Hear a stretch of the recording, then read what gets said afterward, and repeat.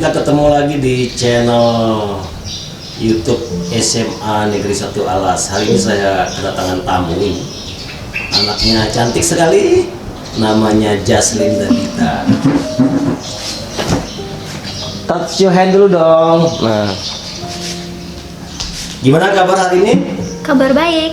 Apa kegiatannya hari ini? Jadi kegiatan saya hari ini ada pengarahan tentang S6 PTN. Oke, ini kenapa kamu saya undang ke sini? Karena Dabita ini termasuk kategori siswa yang berprestasi lah, yang membanggakan untuk SMA Negeri 1 Alas. Coba kamu cerita dikit lah, prestasi-prestasi apa yang pernah diraih. Jadi sebelum itu saya mau memperkenalkan diri saya. Nama saya Jaslyn Dabita. Saat ini saya duduk di kelas 12 dan sebentar lagi akan berkuliah. Jadi prestasi-prestasi apa yang sudah saya dapatkan, saya akan menceritakan dari kelas 10. Waktu kelas 10 saya pernah menjadi finalis Duta Incakap. Setelah itu saya pernah juara 1 penulisan sejarah lokal tingkat Kabupaten Sumbawa. Saya pernah juara 3 Stop dulu, juara 1 penulisan sejarah lokal Kabupaten Sumbawa. Itu individu apa tim? Jadi itu per tim. Nah, per tim. Yang kamu angkat tuh objeknya apa? Jadi objek yang kami angkat saat itu tentang Labuan Bua. Ternyata Labuan Bua itu yang biasanya orang tidak tahu apa-apa tentang di sana, ternyata menyimpan banyak sekali sejarah yang memiliki hubungan dengan Kesultanan Sumbawa. Kapan-kapan kita akan cerita lebih lanjut tentang itu deh. Menarik sekali ya. Kemudian prestasi apa lagi? Nah, yang selanjutnya saya pernah mendapatkan juara 3 lomba esai kesehatan yang diselenggarakan oleh Stikes Sumbawa. Oke. Ada lagi prestasi lain? Prestasi selanjutnya itu waktu kelas 11 saya lomba Laseda tingkat provinsi. Jadi di sana itu kami karantina gitu selama beberapa hari dan kita keliling di Mataram ke objek-objek sejarah, kita membuat vlog dan juga karya tulis ilmiah. Jadi di sana itu kami mengetahui bagaimana sebenarnya sejarah Lombok, Sumbawa dan juga Bima, terutama Lombok tuh dikupas habis-habisan. Ternyata Lombok juga menyimpan banyak sekali sejarah yang menarik. Laseda ya, Laseda itu apa panjangan dari? Laseda adalah lawatan sejarah daerah. Berarti kamu mengunjungi objek-objek bersejarah di Lombok gitu ya? Iya benar. Dalam penelitiannya dia. Nah, kemudian yang menarik ini ada 2 prestasi kamu di bidang sejarah ini ya? Iya. Seperti kamu punya minat nih di bidang sejarah, boleh cerita? Jadi kalau punya minat sama sejarah awalnya cuma seperti biasa-biasa saja, tidak terlalu menaruh minat. Tapi setelah waktu saya lomba kelas 10 tentang penulisan sejarah lokal tuh akhirnya saya lebih tertarik tentang sejarah. Ternyata sejarah itu sangat menyenangkan, tidak seperti yang di kelas yang kalau kita dengar orang belajar, guru lagi ngajar ngantuk dan sebagainya. Padahal sejarah itu sebenarnya menarik asal dibawakan dengan cara yang lebih interaktif dan sebagainya. Iya. Nah, padahal kamu ini IPA ya? Iya. Jurusannya pilihannya di SMA tuh IPA ya. Nah, ke depan ini di perguruan tinggi jurusan apa yang bakal dipilih? Nah, kebetulan kalau masalah jurusan saya tertarik dengan psikologi. Jadi mohon doanya teman-teman semoga saya dapat di psikologi nanti. Oke. Ada lagi catatan prestasi yang lain? Oke, kita lanjut. Saya juga ikut kemarin tentang lomba esai tingkat provinsi. Jadi itu esai kebangsaan yang diselenggarakan sama Dikbud. Jadi alhamdulillah saya mendapat juara 2 dan saat itu saya mengangkat cerita tentang Sultan Kaharudin III. Lagi-lagi sejarah loh ini. 3 prestasi bidang sejarah ini luar biasa. Anak IPA berprestasi di sejarah yang notabene mapel khasnya IPS, ini luar biasa ini. Harusnya anak-anak IPS iri ini harusnya ya. Nah, terus ada lagi yang lain? Oh iya, saya mau cerita dulu tentang esai tadi itu. Boleh. Karena kan kebanyakan orang kalau ngomongin tentang kerajaan tuh identik sama yang tinggi-tinggi gitu, kasta-kastaan dan sebagainya. Ternyata di Sumbawa tidak seperti itu. Kalau kita sudah mempelajari lebih dalam, ternyata Sultan itu menggambarkan dan mencerminkan sangat-sangat sosok yang bisa ditauladani. Jadi banyak kebudayaan Sumbawa yang misalnya kayak cewek nggak boleh tuh ngomongnya harus dari atas gitu, dikirain sombong dan sebagainya. Padahal kan itu seperti menjaga aurat seorang wanita dan sebagainya. Coba kita lihat juga tangga di Kesultanan itu kan ada penutup di bagian bawahnya. Itu tujuannya seperti apa? Supaya kalau kita turun, apalagi wanita, itu tidak tersingkap auratnya. Sangat luar biasa Oh, berarti ini saya juga baru tahu ini pengetahuan ini Oh, ya. Ada filosofinya iya, tangga benar. itu ya. Di bagian bawahnya ada penutup gitu ya. Tadi sempat disinggung soal kasta. Kalau kasta kan identik dengan Hindu Bali ya. Apakah di Sumbawa ini ada pembagian kelas sosial seperti semacam itulah di Sumbawa ini? Misalnya kelas atas itu aturannya begini-begini, ada nggak seperti itu? Sebenarnya saya rasa sih tidak ada, cuma ada sebagian orang yang mengkasta-kastakan dirinya sendiri. Oke, nah, perbedaan kelas gitu ya. Nah, mungkin lebih condong ke feodalisme gitu ya. Di situasi sekarang, kondisi sekarang di Sumbawa mungkin sudah tidak seperti dulu lagi ya, seperti zaman kerajaan. Ada perbedaan yang tajam antara kelas elit atau kelas bangsawan dengan kelas rakyat biasa. Oke, ada lagi yang lain mungkin yang ingin diceritakan? Oh iya, Tentang masih ada prestasi lagi nih masih. Nah, banyak sekali ternyata prestasinya ya. Nah, dari tadi kan kita ngomongin yang non akademik nih. Jadi sekarang saya juga punya beberapa prestasi di bidang akademik, yaitu saya telah mengikuti beberapa olimpiade. Contohnya IELTS, isotop. Jadi isotop ini kayak olimpiade khusus kedokteran gitu. Jadi kita itu materinya tentang kedokteran, bahkan kita mendapatkan sertifikat dari kedokteran Ikatan Indonesia itu loh. Yang selanjutnya juga saya pernah mengikuti BBC UGM. Jadi itu olimpiade biologi UGM. Dan saat ini saya juga saya juga pernah ikut kemarin olimpiade kesehatan dari USU, Universitas Sumatera Utara. Dan saat ini juga saya sedang prepare untuk olimpiade fisika dan biologi klub olimpiade Indonesia. Didoain ya teman-teman, semoga saya mendapatkan hasil yang terbaik. Waktu awal-awal kelas 12 saya mengikuti KOPSI. Jadi itu kompetisi olimpiade penelitian siswa Indonesia. Nah, ini menarik ini. Lanjut. Jadi saya mengirimkan proposal dan kebetulan seperti saya ceritakan tadi, saya sangat tertarik dengan psikologi dan lagi-lagi kali ini topik saya tentang psikologi. Dan saat itu kan sudah mulai pandemi, jadi tidak terlalu berani untuk mengambil topik-topik yang ekstrim karena kan berhubungan dengan kondisi tadi. Setelah itu saya mengirimkan proposal, beberapa minggu kemudian kalau tidak salah ternyata proposal saya lolos, diterima, dan akhirnya saya melanjutkan ke penelitian.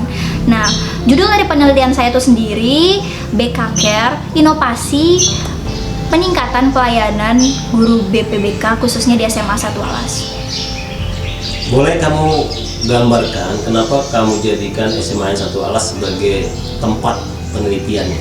Nah, balik lagi tadi nih pandemi karena situasi ini, jadi saya tidak bisa untuk mengambil cakupan yang lebih luas, jadi tidak bisa mengambil studi multikasus tapi hanya studi kasus. Jadi saya berfokus di SMA 1 Alas supaya untuk menaati protokol-protokol yang ada.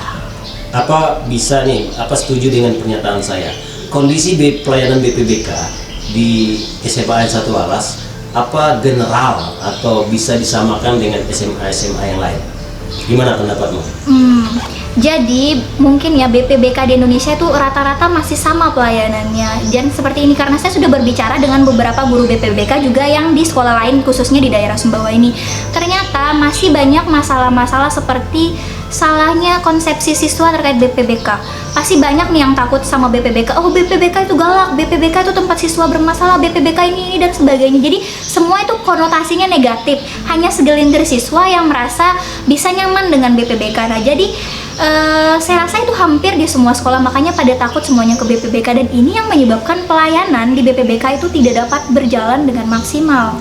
Berarti fokus penelitianmu ini ke pemahaman siswanya atau ke tingkat pelayanan BPBK-nya? Nah, jadi kesalahan konsepsinya itu termasuk dalam latar belakang penelitian saya. Jadi kenapa saya meneliti itu karena saya ingin mengetahui kenapa bisa salah konsepsi, langsung apa yang kita lakukan supaya pelayanan itu berjalan dengan baik dan tidak ada lagi salah konsepsi ini. Itulah nanti yang akan saya tawarkan beberapa hal untuk meningkatkan pelayanan BPBK. Coba sekarang sampaikan apa ide-ide pembaharuan tentang layanan BPBK di SMA 1 Alas khususnya. Nah, waktu penelitian saya yang saya temukan yang pertama yaitu ini satu, bahwa ada spesialisasi di BPBK. Spesialisasi seperti apa? Seperti dokter layaknya. Nanti berarti ada spesialisasi karir, ada spesialisasi masalah keluarga dan sebagainya. Jadi kayak gini juga. Selanjutnya nanti ada guru BK-nya masing-masing, tapi nanti guru BK ini hanya menampung masalahnya dan akan diteruskan ke spesialisasi ini. Spesialisasi ini dianggap yang mampu membahas tentang itu, yang mampu membahas karir. Jadi tidak hanya guru BK saja nih bisa bekerja sama dengan guru yang lain. Misalnya ada guru yang lebih paham tentang karir nih, jadi guru BK boleh menjadikan spesialisasi karir itu guru yang lain. Ini contoh kasus ya, ini contoh kasus. Saya nih siswa nih Iya. punya problem tentang pribadi saya Iya. yang berkaitan dengan kenakalan seks bebas. Saya terkena dampaknya ini. Saya ingin konsultasi ke BPBK. Kira-kira kamu sebagai guru BPBK, apa yang akan kamu lakukan? Jadi sebagai korbannya nih, Ya, seks bebas. ya saya victim gitu ya. Oke. Jadi sebenarnya yang pengen saya tekankan juga bahwa kita sebagai guru BPBK itu dimanapun berada, walaupun tujuan kita baik, tidak boleh ada penekanan apapun dalam instansi pendidikan.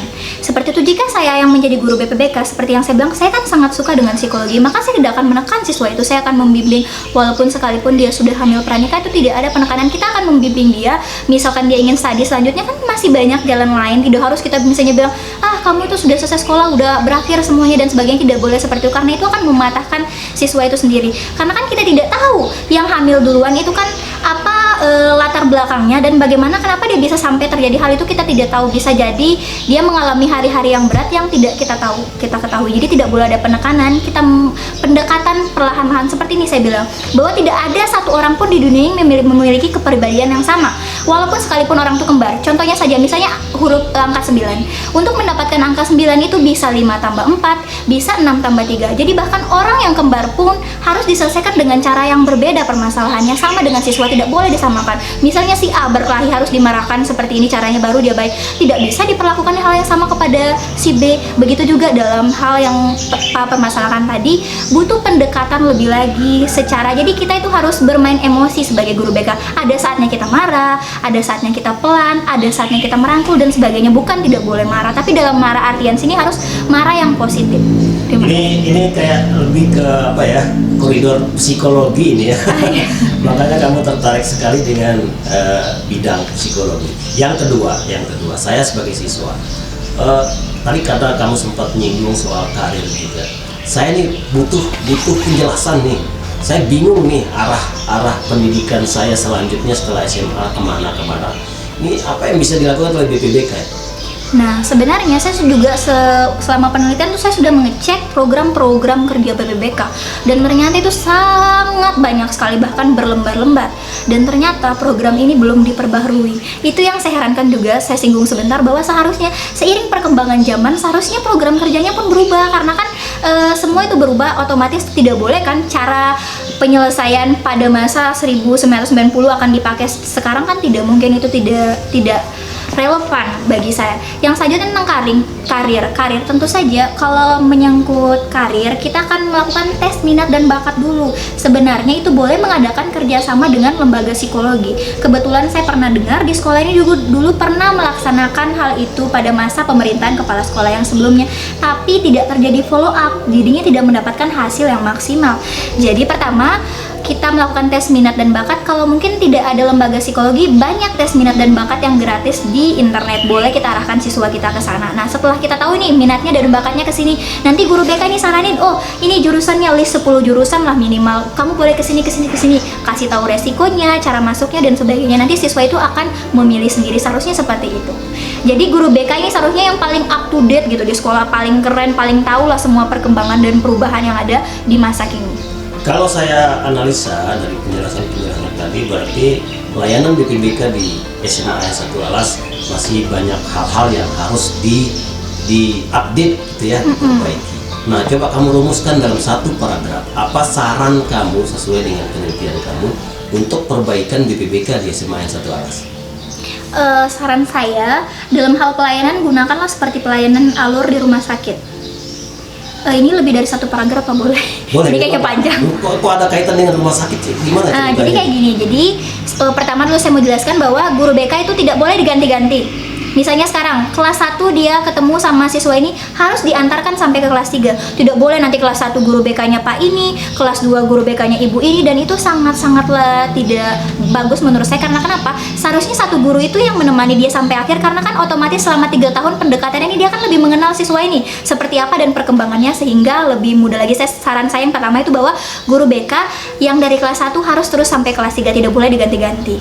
Yang kedua, saya bilang tadi alurnya tuh seperti pelayanan rumah sakit. Jadi ini ada kerjasama dengan wali kelasnya juga. Jadi nanti dia datang ke ruang BK, jadi dia ngomong sama kayak dokter umumnya lah istilahnya. Kalau guru BK-nya dia sendiri kasih permasalahannya, oh nanti selanjutnya menuju ke spesialisasinya. Spesialisasinya misalnya karir kah atau ke keluarga kah. Nanti setelah itu nanti mereka guru-guru yang spesialisasi ini akan memberikan kayak kartu BK Care. Kartu BK Care tuh jadi kayak penanganan langsung, resep langsungnya gitu. Misalnya sekarang saya sangat overthinking dengan kehidupan saya misalnya. Nanti dikasih saran perbanyak ini, lebih sering nonton motivasi dan sebagainya untuk sementara saja. Jadi nanti ada selanjutnya, tindakan selanjutnya tuh jadi siswa ini walaupun dia sudah mendapatkan resep tadi seperti obat, dia kan akan kembali lagi. Nanti dia akan datang lagi ke BK untuk follow up. Jadi guru BK ini juga akan melakukan konferensi gitu, konferensi kasus. Jadi mereka akan berapat atau mengadakan konferensi tentang siswa-siswanya seperti apa sebaiknya, harus ke sini kah, harus ke sana. Dan juga di BK itu kan ada kode etik kerahasiaan, dan itu jangan sampai diketahui oleh siapapun. Karena bahkan ini loh yang saya sayangkan, masalah angkatan yang sebelum-sebelumnya bahkan yang saya tidak lihat, saya ketahui masalahnya, ada yang narkoba, ada yang hamil, dan itu sebenarnya itu sangat-sangat melukai hati para korbannya. Menurut saya, sekalipun dia hamil, sekalipun dia narkoba, kita tidak punya hak untuk menghakiminya seperti itu sampai dibicarakan hingga saat ini. Oleh karena itu, tidak diperkenankan lagi pesan berantai seperti, walaupun kita hanya ngomong sesama guru, jadi cukup guru BK itu saja yang tahu dan yang bersangkutan. Jadi seperti itu, dari layanannya itu seperti alur di rumah sakit, jadi akan terus ada follow up-nya dan juga ada rekam medis. Rekam medis maksudnya apa? Jadi siswa ini misalnya saat ini dia datang ke BK, oh datang ke BK untuk konsultasi ini, ternyata masalahnya ini dan sebagainya. Jadi kita bisa tahu siswa itu masalahnya bagaimana, latar belakangnya gimana, jadi enak kita menyarankan mau gimana penanganannya dan sebagainya gimana. Jangan hanya ditulis begitu-begitu aja. Jadi khusus satu siswa itu berbeda rekam medisnya untuk semuanya, seperti itu. Mantap. Ini terakhir ya, yang terakhir ya. Ini pesan kamu untuk teman-teman ya, sama-sama generasi muda ya, tentang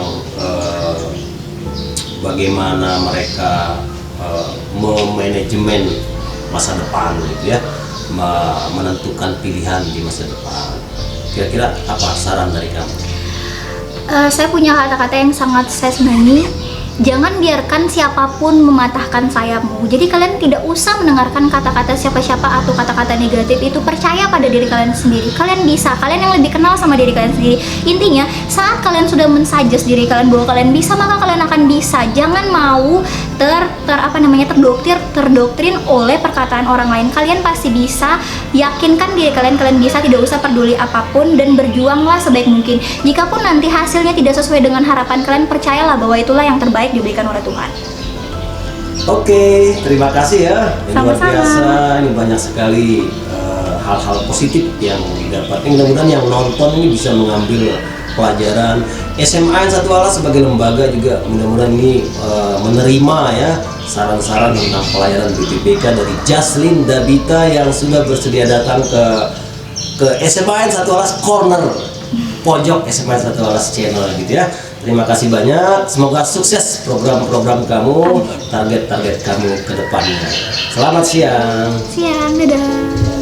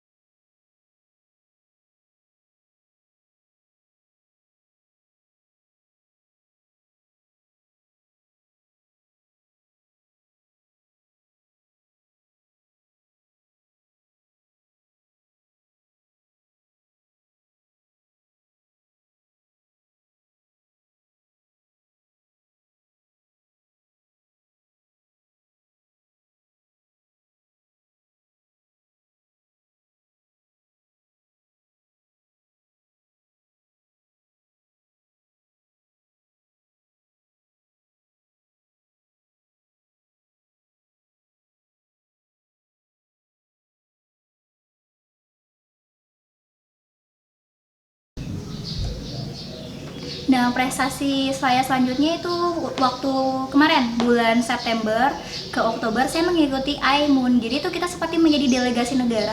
Sebenarnya saya pada awalnya takut-takut untuk mengikuti ini, tapi untuk melatih speaking saya dan bertemu dengan orang dari berbagai negara, jadi saya memberanikan. Akhirnya saya menjadi salah satu delegasi, yaitu dari negara Komoros, dan itu sangat pengalaman yang sangat menarik untuk saya karena di sana saya terpacu adrenalin untuk berbicara dengan orang dari berbagai negara. Yang selanjutnya saya telah mengikuti berbagai olimpiade. Contohnya kemarin saya pernah mengikuti IOS International Olympiad Science. Jadi saya mengikuti tentang kesehatan. Dan saya di sana mendapatkan predikat C+, dan itu lumayan mengecewakan untuk saya. Mungkin saya kurang belajar dan saya akan memperbaiki ke depannya. Saya juga udah pernah ikut Olimpiade Biologi UGM, dan tapi kita tidak berhasil untuk maju ke babak selanjutnya, dan itu akan menjadi evaluasi lagi. Saya juga terus-terus untuk ikutan Olimpiade untuk menguji kemampuan saya dalam pelajaran akademik saja. Kan tadi kita berbicaranya tentang non akademik saja, jadi sekarang saya juga melatih. Pak, ngulang Pak, nggak bisa sih ngomong.